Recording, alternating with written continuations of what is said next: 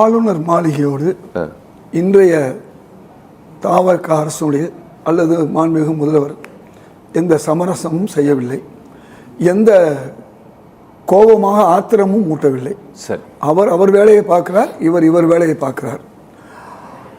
இந்த ஆளுநர் மட்டுமல்ல, இதற்கு முன்பு உள்ள ஆளுநர்களும் பாஜகவுடைய ஆளுநர்கள் வந்த பிறகு இந்த வந்தே மாதரம் என்பது இதே போன்று தொடர்கிறது.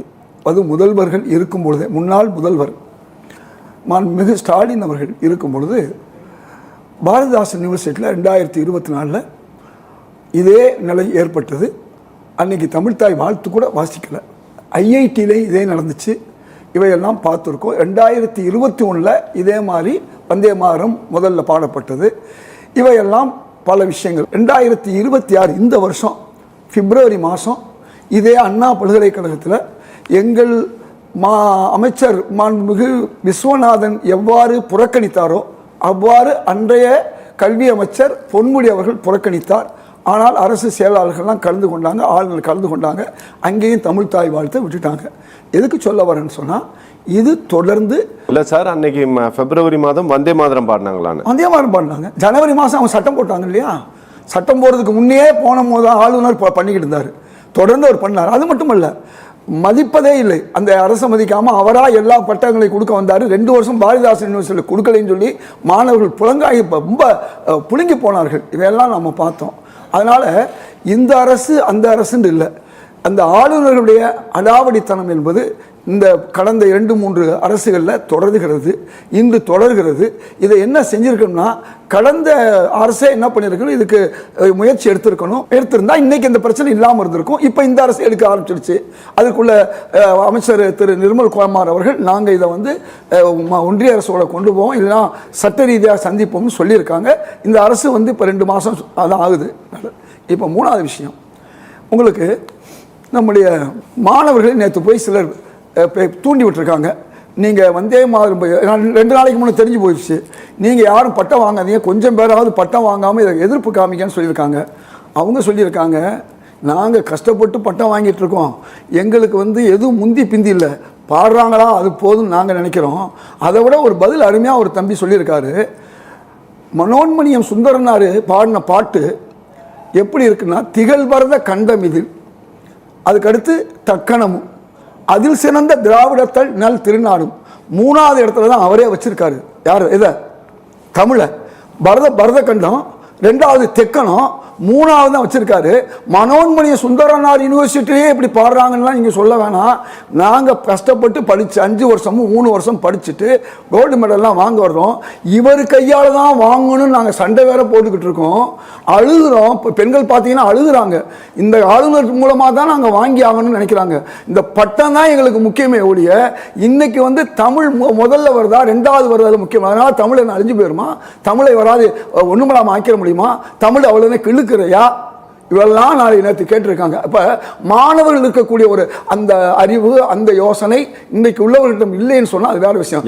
தூண்டுது பொதுவா சிலர் சொல்றாங்க இல்லையா, அவங்க பிரச்சனை. இது பிரச்சனை யாருக்கு உள்ள பிரச்சனை?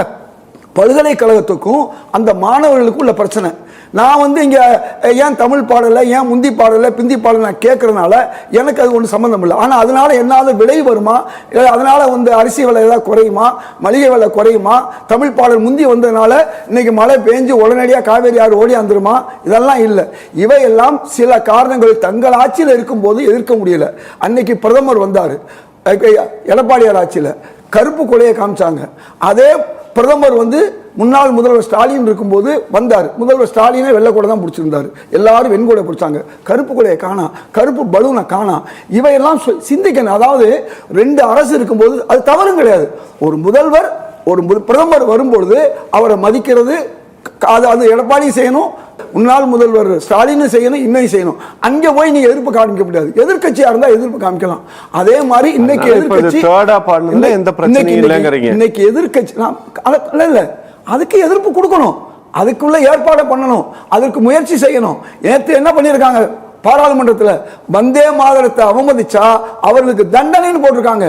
அங்கே போய் நம்ம எதிர்ப்பு காமிக்கணும். அங்கே எதிர்ப்பு காமிக்காம இங்கே வந்து நம்ம காமிக்க முடியாது. இந்தியா முழுக்கும் சட்டம் போட்டாங்க. எந்த அளவு சொன்னா வந்தே மாதரத்தை அவமதித்தால் பல ஆண்டு சிறைங்கிறாங்க, பல லட்சம் ரூபாய் என்ன சொல்றாங்க. இது இந்த சட்டத்தை போடுறது யாரு? மோடி அரசு. அதை நம்ம கண்டிக்கணும். அவ்வளவு ஒரு மோசமான மோடி அரசு இப்படி வந்தே மாதரத்தை பாடுன்னு சொல்லுது. வந்தே மாதரம் என்பது யார் கண்டிக்கணும்? எதிர்க்கட்சிகள் மட்டும், எதிர்க்கட்சிகள் அத்தனையும் கண்டிக்கணும். ரெண்டாவது அது காங்கிரஸா இருந்தாலும் கண்டிக்கணும், திமுக இருந்தாலும் கண்டிக்கணும். உங்களோட ஹையர் எஜுகேஷன் மினிஸ்டர் உங்க அமைச்சர் தானே கண்டிச்சு தெரியுமா உங்களுக்கு? அவர் புறக்கணிச்சதே பெரிய செய்தி. அந்த விழாவுக்கு போகாம ஒரு விழாவுக்கு போய் கவுனை கட்டிக்கிட்டு ஊடகத்தில் வெளிச்சம் காமிக்கிற அந்த ஒரு வேலையை பண்ணாம நீ செஞ்ச நான் எதிர்ப்பு காமிக்கிறேன்னு ஒரு ஆண்மையா செஞ்சிருக்காரு எங்க காங்கிரஸ் உடைய. புறக்கணிச்சிருக்காரு சார் நிகழ்ச்சியை, போகல சார். அதே தான் திரு பொன்முனி செஞ்சாரு 2026 பிப்ரவரி மாசம் செஞ்சாரு. புறக்கணிச்சுட்டாரு. யார் புறக்கணிச்சுட்டா? எங்க போனாரா இல்லையா? போகல. உங்கள்கிட்ட அவர் ஸ்டேட்மெண்ட் கொடுக்காரு, நீங்க எதிர்பார்க்குறீங்க. அவர் போகல. ஏன் போகலை என்பது அவர் சொல்ல வேண்டிய அவசியம் இல்லை. புறக்கணிப்பு போகலைன்னா அதுக்கு பேர் புறக்கணிப்பு. யார் அவரு? Bro chancellor. ஒரு கல்வி அமைச்சர் ப்ரோ சான்சலர். சான்சலர் உள்ள இடத்துக்கு போகாம இருக்கிறது மிகப்பெரிய எதிர்ப்புங்கிறத முதல்ல நீங்க புரிஞ்சுக்கங்க. நீங்க செஞ்சா அது வேற, நாங்க செஞ்சா அது வேறையா? ஏன் 2026 பிப்ரவரியில் அண்ணா யூனிவர்சிட்டியில் அவர் போகல. யார் போகல? அதை புறக்கணிப்புன்னு தான் நாம சொன்னோம். அதனால அவர் போகலைங்கும் போதே அது வந்து அவருக்கு எதிர்ப்பு குரல் கொடுத்த மாதிரி நினைச்சுக்கணும். நம்ம நாங்களே நினைச்சுக்கணும். நீங்க நினைக்கல, மக்கள் நினைச்சுக்கிறாங்க. அதனால காணா போச்சுன்னு சொன்னீங்கல்ல, இன்னைக்கு போய் பாருங்க. சத்தியமூர்த்தி போல இன்னைக்கு பாக்குறாரு. போன வாரம் நான் பார்த்தேன். போன வாரம் அவர் வந்திருந்தார். தமிழ்நாடு காங்கிரஸ் தலைவர் மாணிக்கம் தாகூருடைய வேண்டுகோளை ஏற்று 2 அமைச்சர்களுமே 2 நாள் வர்றாங்க. ஒருத்தர் வியாழக்கிழமை வர்றாரு, ஒருத்தர் புதன்கிழமை வர்றாரு. அதனால 2வது விஷயம், இன்னைக்கு இருக்க இந்த வைஸ் சான்சலர் இவ்வளவு தூரம் ஆளுநருக்கு பயப்படுறாரு தெரியுமா? பயந்து தானே இந்த வேலை செஞ்சிருக்காருன்னு வச்சுக்குவோம். வந்தே மாதரத்தை பாட சொன்னார் அவர் தானே. பிந்தி அப்புறம் இருக்கட்டும், பாட சொன்னது. இந்த வைஸ் சான்சலர் எப்பொழுது நியமிக்கப்பட்டார்?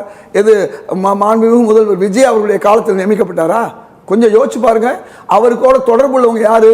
அங்க இருக்கக்கூடிய எல்லா அன்றைக்கு இருக்க ஆட்சியாளர்களும் தொடர்பு உள்ளவர்கள் யாரு? இந்த வைஸ் சான்சலர் சார். இந்த வேலைக்கு காரணமாக இருக்கக்கூடிய வைஸ் சான்சலர் பேர் சந்திரசேகரா இந்திரசேகரான்னு தெரியல எனக்கு.